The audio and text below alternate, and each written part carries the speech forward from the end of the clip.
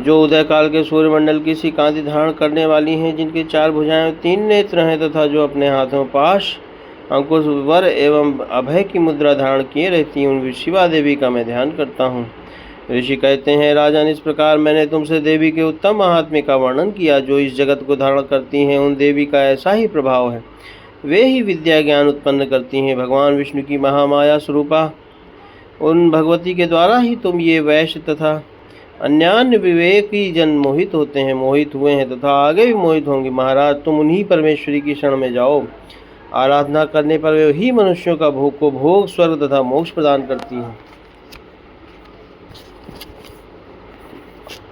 कौष्टुक जी मोएधा मुनि के ये वचन सुनकर राजा सुरथ ने उत्तम व्रत का पालन करने वाले उन महाभाग महर्षि को प्रणाम किया।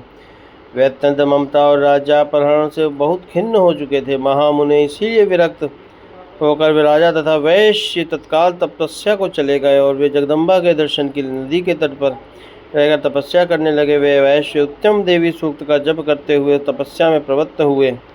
वे दोनों नदी के तट पर देवी की मिट्टी की मूर्ति बनाकर पुष्प, धूप और भवन आदि के द्वारा उनकी आराधना करने लगे। उन्होंने पहले तो आहार को धीरे धीरे कम किया, फिर बिल्कुल निराहार रहकर देवी में ही मन लगा एकाग्रता पूर्वक उनका चिंतन आरंभ किया। वे दोनों अपने शरीर के रक्त से प्रोक्षित बलि देते हुए लगातार 3 वर्ष तक संयम पूर्वक आराधना करते रहे। इस प्रकार प्रसन्न होकर जगत को धारण करने वाली चंडिका देवी ने प्रत्यक्ष दर्शन देकर कहा, राजन तथा अपने कुल को आनंदित करने वाले वैश्य, तुम लोग जिस वस्तु की अभिलाषा रखते हो मुझसे मांगो, मैं संतुष्ट हूँ, अतः तुम्हें वह सब कुछ दूंगी। मार्कंडेय जी कहते हैं, तब राजा ने दूसरे जन्म में नष्ट न होने वाला राज्य मांगा था। इस जन्म में भी शत्रुओं की सेना को बलपूर्वक कर नष्ट करके पुनः अपना राज्य प्राप्त कर लेने का वरदान मांगा।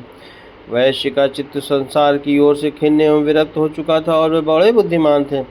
अतः उस समय उन्होंने जो ममता और अहंता रूप आसक्ति का नाश करने वाला ज्ञान मांगा। देवी बोली, राजन, तुम थोड़े ही दिनों में शत्रुओं को मारकर अपना राज्य प्राप्त कर लोगे। वहाँ तुम्हारा राज्य स्थिर रहेगा। फिर मृत्यु के पश्चात तुम भगवान विवस्वान सूर्य के अंश से जन्म लेकर इस पृथ्वी पर सावर्णिक मनु के नाम से विख्यात होगे।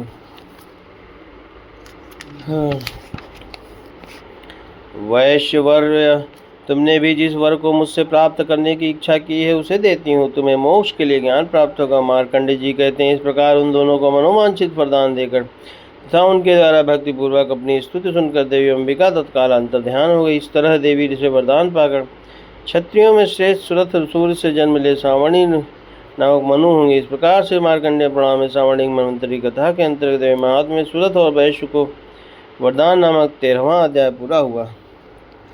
जय हो मां।